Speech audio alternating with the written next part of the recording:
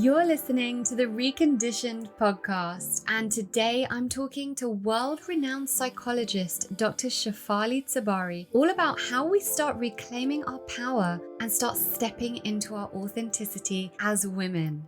Keep listening. Your personality creates your personal reality. Authentic power is when your personality comes to serve the energy of your soul. The truth is, the body is one ecosystem. You can get to the root cause and everything goes away. Welcome to the Reconditioned podcast, where I use my knowledge and expertise of over a decade in the wellness and transformation world to take a deep dive into what makes us thrive as humans. I'm Lauren Vaknine, leading wellness and transformation coach, and following my remission from the rheumatoid arthritis I'd had for 27 years that left me wheelchair bound by the age of 18, I created a unique coaching combination, conflating physical, mental, emotional, and spiritual aspects of self to create true, long-lasting well-being in all senses of the word. This podcast is one of the many free resources I've created to help you achieve the same. Whether you're suffering from chronic illness, raising children in a world of conflicting information, you're an entrepreneur wanting to step into your purpose, or you simply want to feel empowered and motivated to become the best version of yourself, join me along with expert guests as we uncover the most actionable and tangible ways to recondition ourselves back to wellness. This season of Reconditioned is sponsored by Block Blue Light, the world's leading supplier of blue and artificial light blocking products, including blue light glasses and blue blocking lighting solutions. Blue light blocking products aim to alleviate digital eye strain, improve sleep, and optimize health through mitigating the harmful effects of artificial light from screens and modern lighting. For a 10% discount across the range, visit blockbluelight.co.uk and enter the code Lauren10. Thank you to Block Blue Light. Hi everyone, welcome back. Thank you for tuning in once again. I have just recorded a phenomenal episode with Dr. Shefali TSABARY, which was a real moment for me actually, because I've been reading her books for a long time. I actually read The Conscious Parent before Braxton was even born. So I've really been following her work for a long time, and her kind of ethos on conscious parenting and raising children in this conscious awareness of having to heal ourselves before we can be any sort of conscious parent. So I love that. But the reason I was so excited to speak to her today was because of her new book, A Radical Awakening, which anyone that listens to me, follows me on Instagram, will know how passionate I am. That's my main thing, which is helping women step into their power and their purpose and their authenticity. And that's exactly what her new book was about. So I was just kind of spending the whole time just like nodding my head like one of those annoying little Churchill dogs that sit on the dashboard in a car, because I was like, yeah, authenticity, rock bottoms, yeah. So it was really exciting for me. It was a great episode. She's so full of knowledge. She's so lovely. She's so freaking real as well. Like, she just tells it how it is. She was like, yeah, I was just really pathetic at this one point. And, you know, I just kind of love that realness. So I'm just really excited for you to hear this episode because of everything she offers in terms of just how we step back into our power as women. Why have we stepped out of it in the first place? And if you're a man listening right now, please don't switch off. It's equally important for you to listen to this as it is for the women in your life, because without men understanding how we shift this paradigm and enabling us, not enabling us because it's up to us essentially to take ownership of our lives, but if the men in our lives offer us the opportunity to take part in this growth and to step into our authenticity, not based on what you guys expect us to be or what society has told you we should be, but just who we are authentically without any of those masks. That's what we need. So equally, I want women and men to listen to this and pay attention to what she's saying, and hit me up on Instagram at Lauren Vaknine. Tell me what you think about this episode, and buy her book, A Radical Awakening. It's a truly beautiful book that every woman needs to have. It's also one of those that you don't even lend out. You just keep it on your shelf. You keep it for reference. It's one of those. So let's head into the episode now, and I really hope you enjoy it as much as I did. After receiving her doctorate in clinical psychology from Columbia University, Dr. Shefali began specializing in the integration of Western psychology and Eastern philosophy. She is an expert in family dynamics and personal development, teaching courses around the globe. She's written 4 books, 3 of which are New York Times bestsellers, including her 2 landmark books, The Conscious Parent and The Awakened Family, which caught the attention of Oprah, who endorsed her work as revolutionary and life-changing. As an international speaker, she speaks at events around the globe, spreading her message of conscious parenting and mindful living. She also has a private practice where she consults with families and couples. So, Dr. Shefali, thank you so much for being here. Thank you for having me. It's my pleasure. Well, I've been a fan of your work for a really long time. And I think I just said to you in the pre-show, I actually read The Conscious Parent before my son was even born. And so I'm really excited to dive into conscious parenting. But your newest work is really exciting me because it focuses on helping women find their purpose, which is just such a huge passion of mine. So we're going to get into that, your new book, The Radical Awakening. But before we do, I always start the show by asking the question, what have you done so far today to support your wellness? As of right, like it's only 9 a.m. It's only 9 a.m. I have learned about the power of sleep. And I know that's a big topic today about how we deny our sleep. So I've really honored my body's desire to rest. And I really stay away from, screens or anything addictive at night, like a TV show. And I know many people like that to unwind, but I just go into a meditative space and just fall asleep. And that has really revolutionized my alertness during the day, my focus. Allowing myself to sleep a good 8-9 hours is so key for my well-being. Yeah, I agree. I always find it interesting though, because I speak to a lot of kind of biohackers and, these kind of people, and we're always talking about sleep optimization. But, you wrote the book, The Conscious Parent, you're a mother. What do we tell women who are like, yeah, but my kids don't sleep, so what do I do? It's just kind of that stage in your life, right? There's just not much you can do. Oh my goodness. I mean, I've been there too. So the first 10 years of, the collective childhood, you will be completely sleep deprived. The other day I was at a CVS and I was just telling a friend that this was the CVS I used to come to when my daughter was young. And I used to escape to the CVS to just wander the aisles. And it was so lovely for me to just be just wandering in the aisles of CVS. We women are exhausted during our children's childhood because we are enmeshed with our children in a way that their fathers won't be, because our biology is different. Our psychological enmeshment with them is therefore different. So we will be exhausted. Our bodies have gone through so much. And that is a phase of life that we women need to surrender to, rather than trying to do it all and be it all, rather than trying to get your body back. I mean, I stayed a good 20 pounds beyond my quote unquote ideal weight for a good 3-4 years. Yeah. But I also broke down because I was doing a PhD and raising a child. And this pressure on women to do it all, I think, can be a toxic pressure. We can't do it all the time. We can do it all one at a time. And to put that pressure on us that now we need to get our body back, and now we need to be sexy, and now we need to be successful, and now we need to cook cookies for the Girl Scouts is a bit too much. Yeah, we need to be everything all the time. And the word there that you used, which is really the one to focus on, is surrender. Yeah. We need to surrender. We need to surrender. I think also in those early stages of motherhood, instead of getting kind of annoyed or frustrated that we can't get that sleep, is just surrender to that as well, because babies aren't meant to sleep through the night. There's nothing you can do at that point, and they will grow and then they will start sleeping. Right, but also taking things off our plate.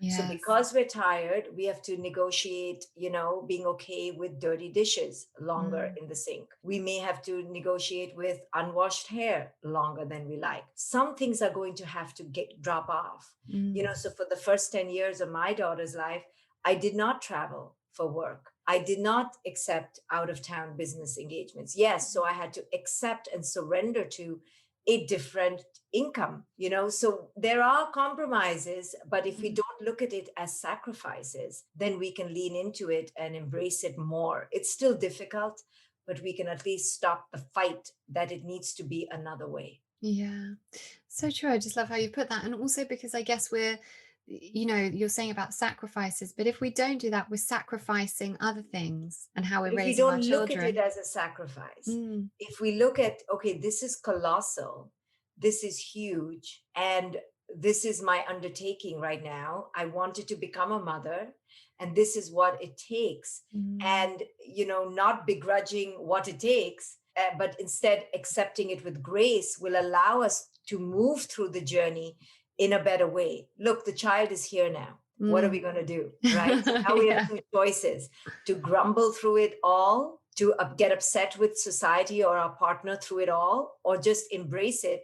Well, I wanted to be a mother, and say your partner is completely a slouch. Now you're like, okay, I didn't know this partner was going to completely be a loser, but we got to accept it, right? Yeah. What to do? Now we have to embrace that this is what we wanted.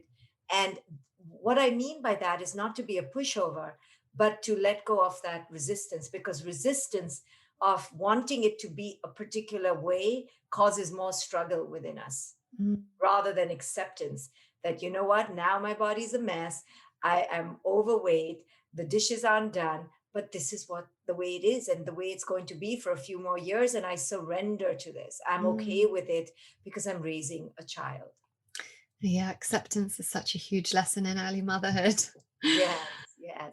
So, just before we kind of dive into everything, for though, I mean, I'm sure most people listening have probably heard of you, but I'd love to hear just a little bit about your backstory and how you came to the work you're doing and why you're so passionate about it. Well, I'm a psychologist, so working with people and helping people become better at managing their lives is my passion. I'm also very much a meditator and into Eastern philosophy. So I have integrated Eastern philosophy with Western psychology in helping people. And when I became a mother, I realized that the parenting paradigm is really toxic for mothers, especially. So I began writing these books that I didn't realize was going to transform the parenting paradigm, but that's what it ended up doing. Looking at the traditional parenting paradigm as toxic, and why is it toxic? And so I wrote my first book, The Conscious Parent, and then I wrote two other books. And now I've come up with a third book. So this is with my fifth book, actually. But this is my passion, to help people you really optimize their most powerful self and understand the barriers that culture has placed on them and how to dismantle those barriers. Because culture has told Yeah, us lies. And, right. and because of those lies, we suffer. Like the lie that women can do it all. Yes. While that's true, it's not the whole truth. No. The sentence needs to be women can do it all one at a time. Right. Or we can do it all, but what will suffer and kind of what will happen if we do it all. Right. We can do it all, but we don't have to do it all because we're good enough as Exactly. we are. There are many ways to end that sentence. Right. Good enough as we are. Yeah. I work with this stuff right. So let's dive into A Radical Awakening, Okay. because it's a really, really powerful book and I'm so happy you've written it. Um, and obviously it's looking more at women as opposed to women who are mothers. Mhm. And a lot of my work focuses on the things you speak about here, like talking about rock bottoms and victim mentality and the ego self, and all that stuff, which really kind of leads to true healing. So I'd love for you to go into why you wrote this book and what you were hoping for women to gain out of it. So, this book, A Radical Awakening, is to help women unleash their inner knowing and enter their true sovereign self. The reason I wrote it is because I work with scores of women who present to me how disconnected they are from their inner source of inner empowerment and place in the world, place in their body, disconnected. And the reason for this is because young girls world over are trained to be disconnected. We're trained to look outward for external sources of validation, approval, and praise, which I call the triple threat in the book. And the foundation really is unworthiness. So we have been trained to feel unworthy unless We fulfill an idea of that perfect woman. So we wear many faces to get that approval, validation, and praise. We become people pleasers or rebels or fighters or achievers or good girls, all to get that love and worth. So this book is a pathway for women to reclaim their true authentic self and let go of the need to forage for love and worth from the outside. Beautiful. Just stunning, because that is exactly what we do. We feel like our worth comes from what we can do or what we can give, without actually acknowledging that our worth is there regardless of what we do to get that. And it's like that validation only comes, and we only feel worthy if we're constantly doing and doing and giving. Yes. So how do we get to that point of knowing that our self-worth, that our value is already there, regardless of what we're doing and who we're giving to? So to get to that point, we need to be aware of what has happened to us. And to become aware of what has happened to us, we simply need to look at our patterns. We need to wake up to how we feel on a daily basis. When we wake up and become aware, I'm feeling disenchanted, I'm feeling disempowered, I'm feeling disillusioned, I'm feeling lost, I'm feeling apathetic, and feel like I'm languishing my life away. When you wake up to connect to your feelings, that's the first step. First, you have to become aware that you're out of sync. Then you have to seek help to discover why you're out of sync. So our first line of attack is that it's the partner, it's the child, it's the shoes, it's the boss, it's the weather, right? It's something on the outside. Then is the admission that maybe it's something within me. And not that I'm to blame, but I am to cause the solution. And then you have to go on a journey. And that's what this book, A Radical Awakening, speaks to. The journey you go on to recover your authentic self. So how does one do that? Is first you become aware that you are in a displaced state of existence, that you are acting inauthentically. You have to be in touch with your inauthenticity. You have to get in touch with your fear, which is so hard to do. Then you have to discover why you've been in fear. Oh, you've been in fear because you're scared of creating conflict. You've been afraid of being rejected. You don't want to be left alone. You don't want to be abandoned. So you get in touch with your fears. Then you discover why you have these fears. Oh, because I don't have a connection to myself. Now you go on a journey to reconnect to yourself, which is a journey of understanding who you truly are, that you are worthy. And how does one do that? One does it through present moment awareness. That look, see, I just gave my power away to this person. See, I just succumbed to my belief around rejection. See, I just acted as if I was unworthy. So in each moment, you disrupt those patterns. And I show you how in the book. You talk in the book about victim mentality, which I think is so important. I'm so glad that you've written about this because, as women, we might well have been victims of something or other, whether it's abuse, whether it's a health situation, whatever it might be. There may well be an element of victimhood there, but I guess it's towing a fine line between having been a victim, but then kind of living our lives based on that victim mentality, or letting victim mentality dictate our lives. So how do we kind of navigate that, I guess? I'd love you to crack that wide open for us. So the first thing I want people to understand is that there is such a thing as a victim. Bad things do happen to good people. And I say that very simplistically. So if I'm running in Central Park and I get raped, I was a victim of rape. If somebody abuses me, I can be a victim of abuse. If our child gets molested, they can be victims. So let's be very clear that there is such a thing as a victim, and women need to understand that it's okay to say, hey, I've been a victim of sexual, emotional, or physical abuse. We are so stigmatized against wanting to be seen as victims that we actually miss the point that there is such a thing as a victim. People of color have been victims of racism. Black people have been slaves. This is not something made up. Right? There is such a thing. The Jews were in the Holocaust. So bad things have really happened, and we need to teach our daughters and embolden ourselves to say, okay, I was a victim, not my fault. Now, what is victim consciousness? Victim consciousness is when you stay in that mode. Now, some PTSD is normal. Some PTSD, especially from slavery, from the Holocaust, from years of persecution, is so normal. So we have to recognize PTSD. We have to heal through PTSD. But many of us cling to victim consciousness because now it becomes a subtype of our personality.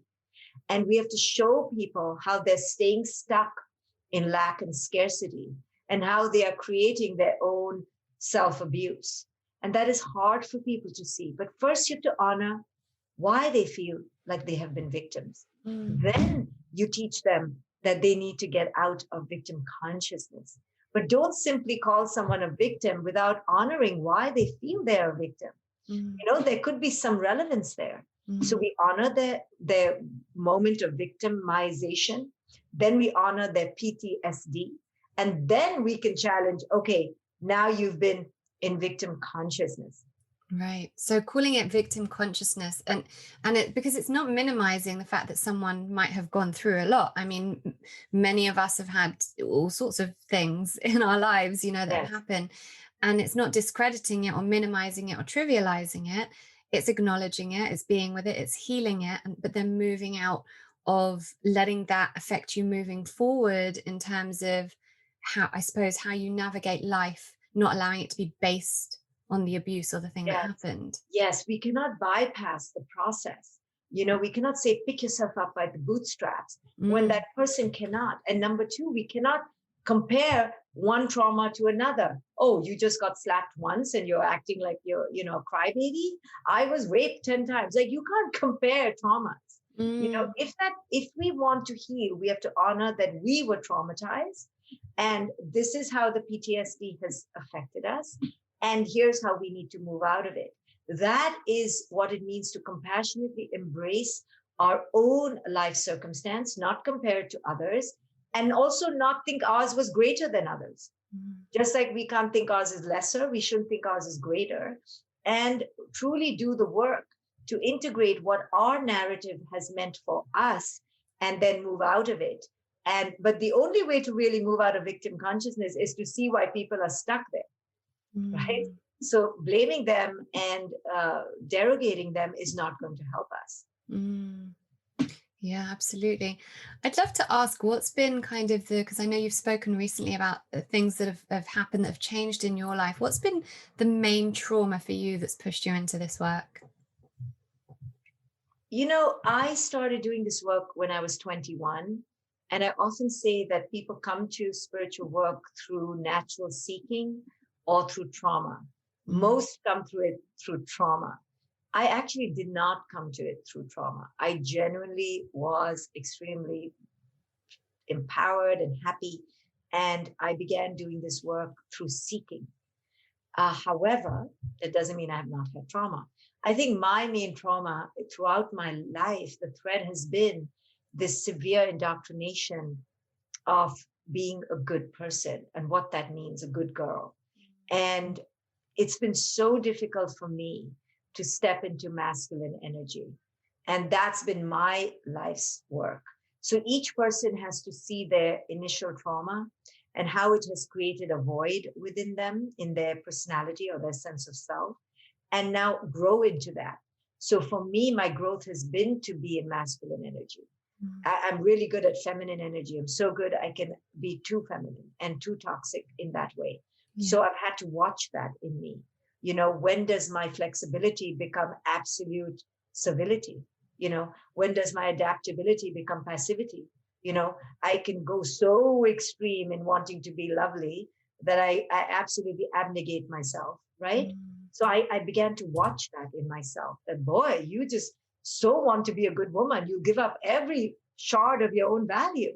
So when I began to see my own inner toxicity, I could move the needle back toward my wholeness. So each person has to discover where their needle needs to move toward, and begin to heal themselves. So now I take care of myself. Now I speak up for myself. Now I don't let people get away, maybe too much now, with a self-preservation. Now I preserve myself. where before I would give up myself, I would divorce myself. Ah.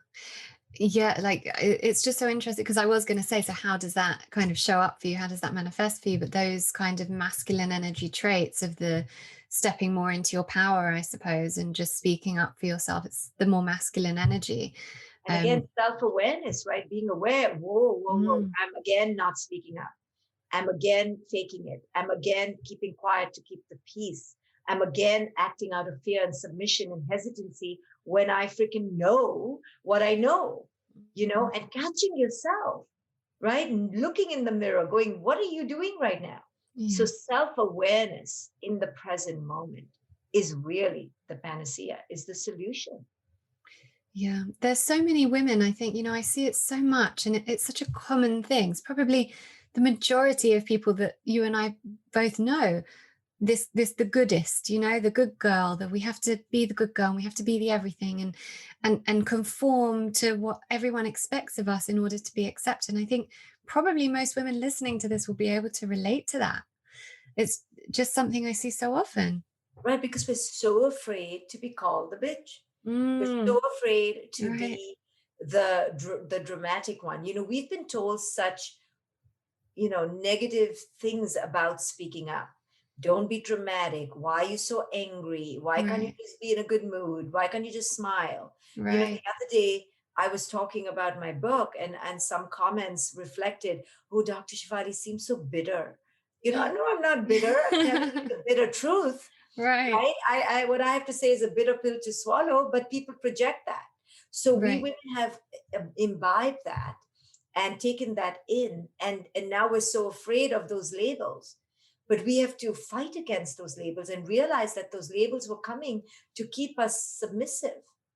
And once we do that, then we can catch ourselves to say, no, I don't mind. You can think whatever you like of me. This is how I feel. And then we can communicate without anger, Mm, without outrage, but in a very equanimous, powerful way. But that mm. takes a lot of work because we've been told not to do that. So we have a lot to fight against within ourselves, which is really hard to do. I think also, there are really great things about social media. I definitely kind of connect with a lot of like-minded people because of it. But we've also got this cancel culture, and there's a lot of jealousy on social media. So if someone's achieving and someone's succeeding, a woman's succeeding, there are a lot of people who don't like that. And it really is more about women. You see this more directed towards women, a woman who's succeeding, she seems powerful. A lot of other women don't like that, and it rarely comes from the men, it comes from the other women. And so I wonder kind of how we shift that. Is it kind of just on an individual level, or is there a better way of us kind of shifting more into this? Yeah, it's hard. That's why I wrote this book, because we women are our greatest enemies now, within the self and toward each other. Men are not as competitive. We are. Mm, And so this book is a wake-up call to us women to say, if you want a different world for your daughters and you want to live in a different world, you need to enact sisterhood, and you need to enter this community where we're not competing with each other. But women are out beautying women, not men are not doing it.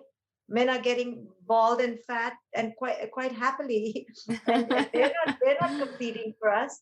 We're competing with each other. We're raising the bar on how to look beautiful. I mean, I can't keep up. I don't know whether you feel that way. I mean, I simply cannot keep up yeah. because each time it's something different. First, it was silky, shiny hair. Okay, so you buy the lovely shampoos and the hair masks. Now it's beautiful eyebrows. Then it's beautiful lashes. Then it's beautiful earlobes. I can't keep up anymore. I'm like, how many things do we have to do in a day? The Yeah. other day, a woman got her lips tattooed. I was like, really? Now that's on the market? So I'm not judging her, but now it's putting pressure on me, right? The part in me that gets seduced by this, who's now going, okay, what is a lip tattoo? Now, what does Right. that mean? Now, oh, so she said, oh, you don't have to put lipstick or lip gloss for 6 months. Your lips look glossy for 6 months. I go, oh, is that a thing? Right? So it's never freaking ending. But who Yeah. is doing it? We women are. Men Yeah. are not coming up with these lip tattoos to look have glossy lips. So what does this do to women who are busy mothers, who are exhausted, who cannot even wash their underwear? It puts this pressure. Now they are not good enough, even more, even more.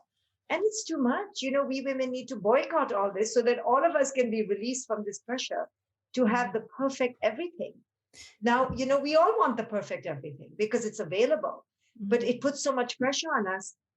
How many things can we do in a day? Yeah. I can't even cut my nails, honestly, with a nail cutter. I just bite them off because by the time I have to go look for the nail cutter, then go aim it over a place. I mean, I'm just like, let me just bite it off. So, and I wonder women who wear nail polish. I mean, good for them, but I just literally cannot even manage that. I know. Right. So good for, and this is no judgment. It's just going, wow, it's a lot of work. It's a lot of work being a woman. It really is it's a lot of work when kind of, I think being a mother and being a mother in business, and you kind of got all those expectations that you have to, I mean, my kids are 2 and 5, so I'm very present, and, and I'm running a business, and it's not easy. And then you've got this kind of idea of all this competitiveness, and I have to look a certain way. Because we put that on. You think a man, before he comes on a video or goes on stage, I mean, I've talked with so many men, and I wonder, I'm like, are you going to wear that? And they do. They literally walk on stage totally themselves because they allow themselves to. We cannot do that because we don't allow ourselves, including me, right? So I'm just talking about the phenomenon, how difficult it is because we put so much pressure on ourselves. So the only way to release that is slowly, one by one, taking off one pressure after another. So I, in the pandemic, began wearing the same clothes. Like I was like, that's we it. all did, Just wear the same 5 outfits. And that just freed me up. I was like, wow, I get Steve Jobs now, why he wore the same t-shirt. So we need to wherever we can, in whatever small way, release some pressure. Like that's why I said, allow the dirty dishes. You cannot do it all. So let that go. I'm interested to know what kind of prompted this in you. When did you start seeing this in yourself? The part of me that wanted to stop all this? Yeah, like the part of you that you just started realizing, whoa, we've just been kind of suppressed and we have all these expectations, that the things that led you to write this book, what actually led you there? I've lived with it, and I began observing it since my 20s. I've been working with people from my 20s, and woman after woman feeling oppressed just breaks my heart. And, men just can't understand what we do to ourselves because we do it to ourselves now. The external oppression has become internal oppression. So it broke my heart, and I began to see my own self act like a fool. And it breaks my heart that I've subjugated myself to such levels just because I want to be seen in a particular way. I'm hungry for love and worth. And I became pathetic. I wouldn't speak up for myself. And I realized that I was chaining myself because I was afraid, because I'd indoctrinated some messages from culture that I had to break free of. So this is my ode. I say it's an ode and an homage to every woman to reclaim her authentic self. This is my gift to women, to say you are capable, you are beautiful. These are the ways that you've been holding yourself back. Don't do it anymore. Here, this is how I liberated myself. Here, take the keys. Try to start using them so that you can leave the cage one chain at a time. It's just very interesting hearing you saying this. You're someone that women would look at and think successful, New York Times bestseller, Oprah, all of that kind of stuff. And that even someone like you can feel these things and can say, no, like I was pathetic. And kind of wake up to that. It's just really empowering and really refreshing. Yes, I was very pathetic. And especially considering that I was so successful. You would think that I would be, but this is what I mean. It's so deep.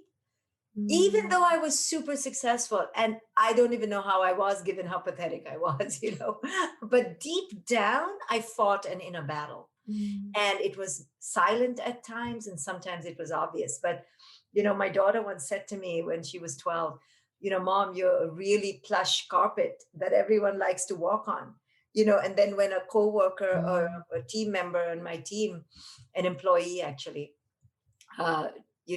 stole something from me, my daughter said, of course she would steal from you because you're so easy. And I was like, what the hell? She was 12.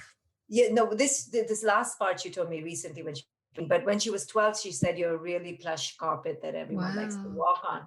So, she could see something about me that I wasn't willing to see about myself. And I needed to own that and realize that there's something within me that allows people to take advantage of me. And unless I owned that part, I would keep allowing it. So this is what this book especially talks to, is how are each one of us co-creating our own dysfunction. The other day a client came to me complaining about her narcissistic husband, and although he was a brute and a total ass, I still had to tell her, how is she allowing it? What are the nuances in her behavior that keep allowing her to not have that boundary? And what are her fears? And of course, we women have so many fears of rejection, abandonment, betrayal, fears for our children, right? It's not easy to simply say, oh, leave the marriage. That's not the answer. The answer is to really understand, what am I doing to create the abuse or co-create the abuse? And how can I slowly step into my power? Because we women have to carry the pain of our children. So it's not so easy, you know? I stayed in my relationship for 25 years. It's not like, oh, this is like an instant, like just leave. No, this is not about leaving. This is about owning the stumbling blocks, truly having compassion for them. And sometimes it's staying, but staying with greater awareness. So that must have been like a real shedding process for you, kind of leaving that relationship. You've had a child together and you've created this identity, and all of a sudden you kind of have to shed this identity. Was that part of the kind of stepping into the authenticity? Yes, yes. And it was very painful because there was so much feeling and love. And I had to make a choice between my greater authenticity and freedom versus a relationship that was not able to grow with me.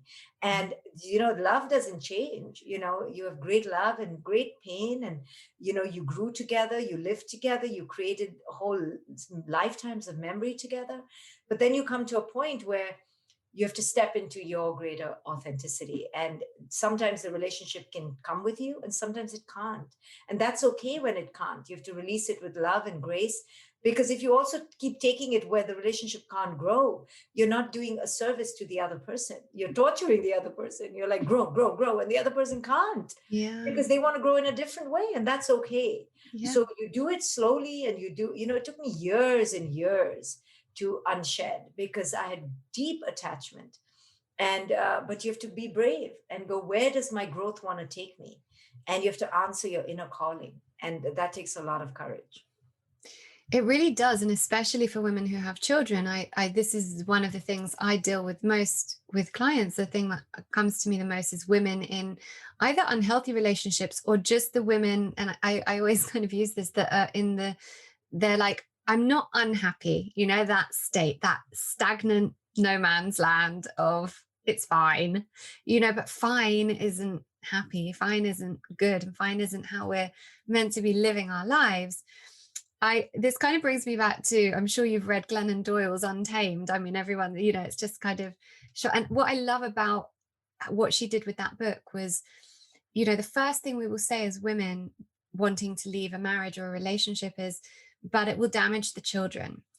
And she looks at, well, what behaviors are we modeling for our children by staying? Correct. And I wonder how that showed up for you. Well, exactly like that. Like I couldn't be unhappy because I would be unhappy mother. So, even when women are clearly unhappy, they don't want to leave, because societal fears of how it will look is so deeply embedded in us that we're so afraid to step out of that shame and that guilt. But when we begin to understand that society puts that pressure, because society is in fear that most of us will not be able to do it well, that's why society puts those prohibitions. But if you can step into your power, that no, I can do this well. I can keep my children whole. There is a way to do this that will keep them healthy. And if we have enough models around us, then we go, no, it's okay. So as a therapist, I teach my clients that there is a way to do it beautifully, even if the other partner doesn't. So there is a lot of power we women have that we haven't stepped into because we're afraid we don't have that power. Because told us, no, there's no way to do this beautifully. No, there is a way. It's not perfect, but the other way wasn't perfect either. Staying wasn't amazing either. So there will be pain, but there's pain both ways. So let's have pain that at least takes us towards greater grace than pain that just stays in pain. Yeah. So I show women a way to do it beautifully, but the woman has to be willing to step into that place. We'll be back to the episode really soon, but first, a quick word from our sponsors. So regular listeners will know that I only affiliate with brands whose products I already use and trust. Integrity is one of my company's core values, and I feel really strongly about knowing that my listeners can be in full trust about any product I endorse. I personally contacted Block Blue Light UK after using their blue blocking glasses when I had to start working later into the evening. I began wearing the blue blockers because I was aware of what being exposed to the artificial blue light of my laptop would do to my circadian rhythm if I was working after dark, and especially because we spend so much time on them during the day. After using them for a few months, there was a noticeable difference in how quickly I was able to fall asleep after finishing work not that long before. During the lockdowns and homeschooling my son, I also got him a kids pair, and he now wears them anytime he's at a screen, not just after dark. And I feel really strongly about how important it is for both us and our children. Now, if you've never heard of blue light blocking and this is the first time you're hearing it, studies have shown that artificial blue light from screens, devices, and all modern lighting are having detrimental effects on our health. Artificial blue light disrupts our sleep, interferes with our hormones, and causes digital eye strain, which can lead to long-term eye health issues. Since using the glasses myself, and by the way, they do amazing fit-over glasses that fit seamlessly over any glasses you might already have to wear, which has been priceless for me because I have to wear my glasses when I'm at a screen. I've noticed better sleep quality and an improvement in the thyroid issues I was struggling to balance out fully since having my kids. Bonus! Since Block Blue Light's sponsorship for last season, hundreds of you have made a decision to improve your health and your sleep by ordering their products, and I'm only hearing positive things, which was exactly my intention for this collaboration. So to check out all of Block Blue Light's incredible health boosting products, including day and nighttime glasses, blue light blocking light bulbs, and 100% light blocking sleep masks to help you into a deeper sleep, visit blockbluelight.co.uk and use the code Lauren10 for a 10% discount. That's blockbluelight.co.uk and use the code Lauren10. Thank you so much to Block Blue Light. It's also, you talk about society and culture, and I think that's also important to note here because many women are in a situation where they are financially dependent on the husband or the partner, and the decision of whether to leave, in many cases that I see, comes down to can I afford to do it? Yeah. And that's just so sad because that decision is just based on finances and logistics. Okay, so then I tell women that, okay, if you can't leave because of financial problems, then create that logistical, logical relationship with your partner. Free them, you free yourself, but you stay together because you both can't afford to leave.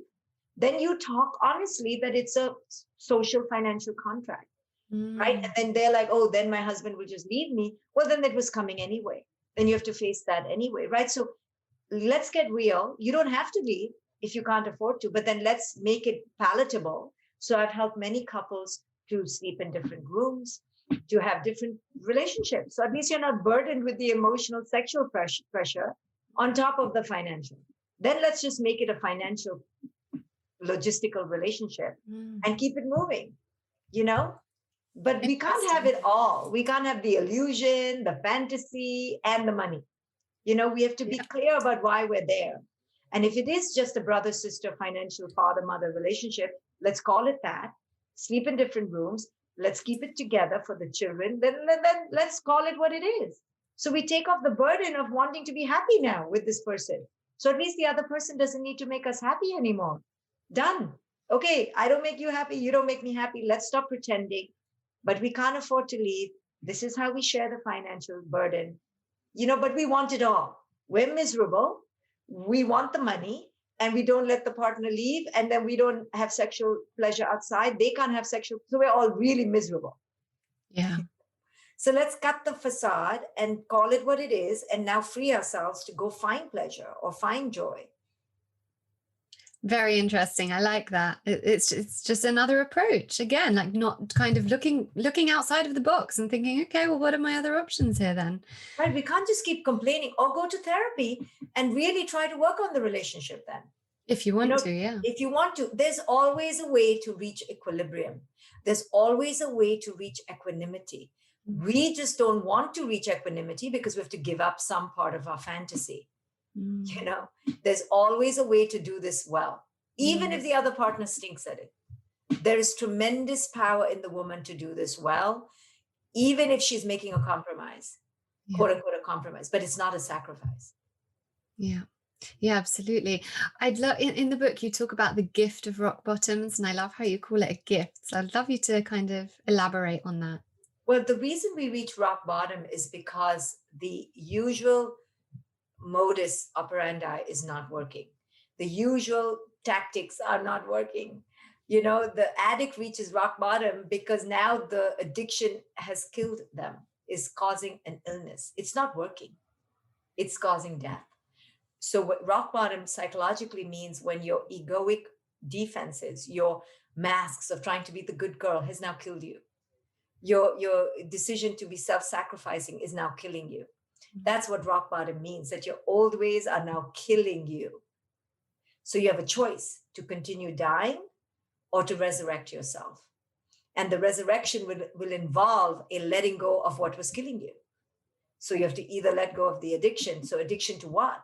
So if you're an alcoholic, then it's to the alcohol. But if it's to the good girl or the people pleaser or the conflict avoider or the super achiever, you have to let go of that addiction. You have to let go of your addiction to whatever it was that is now killing you. And that is the resurrection. That is the redemption. That is the reclamation and the renaissance. And that is the that is the radical awakening. So rock bottoms are beautiful, but they're really hard when you reach them. I think the rock bottom. I agree that they're really magical, because there's so much growth, because it's the only time in most women's life, their first this kind of first rock bottom that they're acknowledging is perhaps the first time that they are really looking at the things that they've never allowed themselves to look at, and acknowledge the things that are really difficult to look at, and getting kind of comfortable in that discomfort and sitting with it and letting it wash over you, as opposed to kind of we're always pushing it under the carpet so that we can just move on to the next thing and carry on in life. So I just think that it's a really beautiful place to be, because you can only go up from there. I mean, obviously things can, could get worse, but acknowledging the pain, is there's growth from there. That's what I mean by going up from there. There's growth from there. Absolutely. It's torturous. It's a birth canal, but there is beauty on the other side. But the process feels like death, because something has to die. That is what is rock bottom, is something is being called to the guillotine to die. So it's not pleasurable, but it's a beautiful process, because it was meant to die so that you could truly live, right? But in that moment, we feel like to give up that addiction means to die, but we don't realize the addiction was killing us. Yeah. It's that very crucial, precipitous choice point that scares us. But when we go through that birthing canal, right? I'm sure the pre-born baby felt it was going to die through that, but then it comes out crying, but then it starts living, only to then be conditioned and die again. But okay, but it's so it feels like that, but it's such a pivotal moment. So when people are going through that, if they're aware, hey, I'm at a rock bottom moment, something's going to have to die, my old addictions are going to have to wear off, then at least they can know where they are in their narrative. And know that they're going through the dark night of the soul, and there is redemption on the other side. Do you feel like your views because of this have changed since, say, the awakened family? No, I've just focused on different things. In the awakened family, also, I only spoke about authenticity of the parent. And it takes, one authentic parent, one conscious parent to raise a conscious child. I always knew about the power of that one parent, the power of that one person. But I also talked about The authentic raising of the child can only happen when the parent is in authenticity. But Mm. those books focus more on the parent-child dynamic, and Yeah. this one is focusing on the internal dynamics of the mother or the woman. But I have always been about examining institutions. In the parenting books, I examine the institution of parenting, but in this book, I examine the institutions of marriage, of love, of beauty, more things that are relevant to the global universal woman. Mm. Yeah. And so let's talk about parenting, because obviously, your first books were about that, and it's how a lot of people know you. Something that I find difficult myself as well, and that, one of the reasons I read your books is this kind of control mode that we're in as parents. How do we move out of that and allow our children to grow into their authentic self, so we don't have to kind of go back, when they're older, and unravel all this stuff that we're trying to unravel in ourselves now? Well, the reason we control our children is because we feel so afraid that if they turn out a particular way, that means we are a particular way. So we're always controlling our own anxieties. We need to know, what are we controlling? Because if we enter a space of abundance that our children don't define us, then we can be in charge, but we don't have to be in control. Now, of course, we have to be in charge because children under the age of 10 don't have their frontal cortex developed, and they don't know about traffic lights and how many cookies to eat and what's poisonous. So we have to be in charge, but do we have to be in control? There's a very different energy that comes when we're trying to be in control. Control comes from this helplessness that if they are not good enough, we're not good enough. And our sense of identity is enmeshed in our children. So I teach parents how to step out of trying to be in this resistance and control mode, which comes out of a lack and scarcity, to this more abundant place of, yes, I'm in charge, but I can't really control what goes on in my kid's life, right? You can't control if they're invited to a party or not. You can't control if they fall in love with a moron or an idiot or a lovely person or not. So stop trying to control it. Yeah. Their pain doesn't mean you're a bad parent. Their poor decisions doesn't mean you're a bad mom. It just means they are learning their way, I literally have no control over my daughter. Now I can be in charge of how much money I give her. She's 18. I can be in charge of how I am with her, but I don't have control over who she likes. The other day she cleaned her room after literally 60 days of a tornado. And I said, wow, how come you cleaned your room? Like, what's going on? And she said to me, oh, this boy I liked is coming back into town. She was so cute. And it was about that. And I was like, wow, I have no control. I've been telling her to clean her room for 60 days. I have no control. Somebody else has control over her. This is what it means. Like, we have to understand that their peers matter more to them than we do. Their crushes matter more to them, or their image to their friends matter more to them than we do. And that is about realizing how little control we have, especially as they grow older. So we don't want to have control. We want to be in charge of, as much as we need to be before they turn teenagers. But after teenagehood, really, you'll see, you literally have zero control. How do we then learn how to trust them? Is it all in the upbringing and just believing that if we kind of do the best we can, then we just have to trust them? Because, kids can do crazy things. They will do crazy things. They will make stupid mistakes. It's about trusting the journey of life. It's about trusting your own journey. How stupid and dumb were we? Yeah. Oh, it's so dumb. Right? It's a wonder we're alive. I mean, there are moments I recount that I could hide. Yeah. So what were we doing? Right? So we weren't really smart. I wasn't really smart, like, till now. Like, even now, I'm not that smart. So let's understand that this is the process of being human. It's to be dumb. It's to make really reckless choices. And so it's not about trusting your child per se. It's about trusting that this is how life is. And still, crap can happen. You can have the most smartest, well-balanced kid, and they could still go through a traumatic experience that can completely derail them. Yeah. That could turn them into a drug addict at 40. And you're like, hello, what happened to you? So life is not predictable. Life is not meant to be predictable. Life is what it is. We have no control over our children. We have to release our desire to control it so we feel good, and surrender to every life is their life, is each person's life. Let them live it. Yeah. Let them live it. And it's theirs to grow into or grow out of, not ours. Yeah, absolutely. I'd like to know because obviously everything you're talking about, especially in the new book, Radical Awakening, is very much about kind of shifting away from these paradigms and, the patriarchy. And as mothers of daughters, what we should be teaching them in order to kind of contribute to this shift away from the patriarchy, and what we should be teaching our boys as well. I've got a boy and a girl, and I think it's equally important to ease them both into this lesson. Well, I think the most important thing is the voice, the inner voice. So I really tried hard to get daughter a voice, meaning I had to honor her voice, even though I didn't like the voice sometimes. And it was against me, but to honor the voice. And the next thing is this whole thing around beauty, to honor our children's beauty as it is. I really tried to teach my daughter to honor her body as it was. And to go, if you're going to do, that's your body, accept it, love it. Don't try to be another body.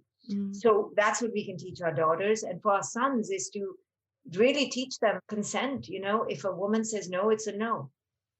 Don't teach your daughter, oh, that boy really likes you, that's why he annoys you. No, he's annoying, period. It's not because he likes you. Tell him to swat him off. Like, no, he's not allowed to annoy you because he likes you. And to teach a boy, when a girl says no, it's no. Let's start there. Those are the basics.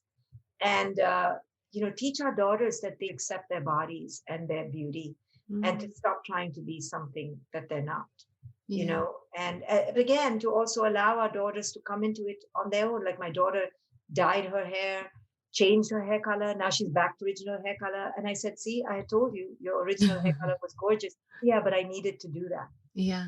And that's okay too. We're all going to be subjugated by culture, and that's okay too.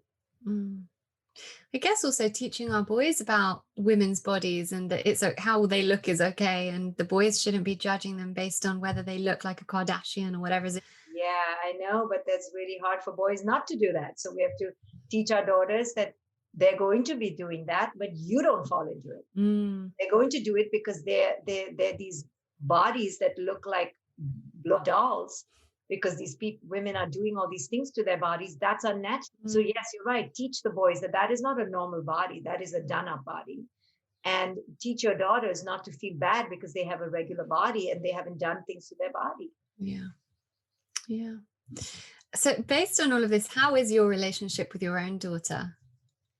Well, it's a very normal relationship. She gets it with me. She is in love with me. She is just a regular 18-year-old who's trying to get her way, and my goal and role is to be real with her and also hold space.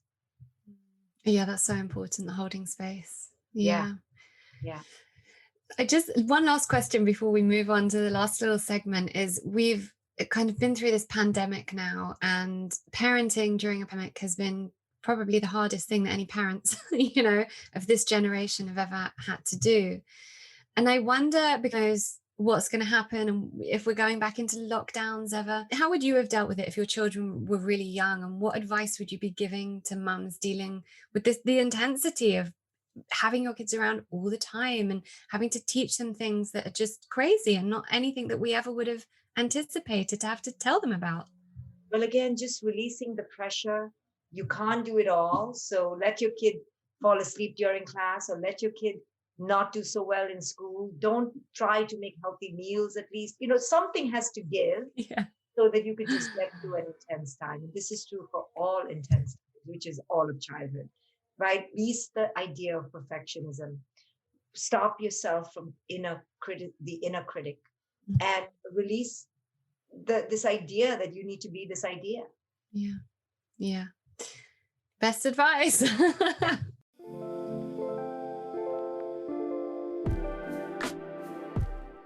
Okay, so I told you before we started, we do this thing called just ask you a series of quick fire questions to get the listener to know you a little bit better. So the first one I always ask is, fill in the blank. Well-being is self-honor and self-care. Beautiful. The one practice we need to put into place to be better mothers.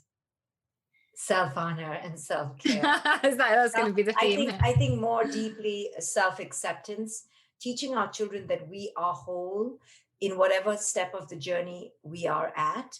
So if we're still messy, we are whole. If we're not yet where we need to be professionally, we're still, if when our body isn't back to being fit, we're still whole. So wholeness doesn't depend on the external, it depends on the internal state of consciousness.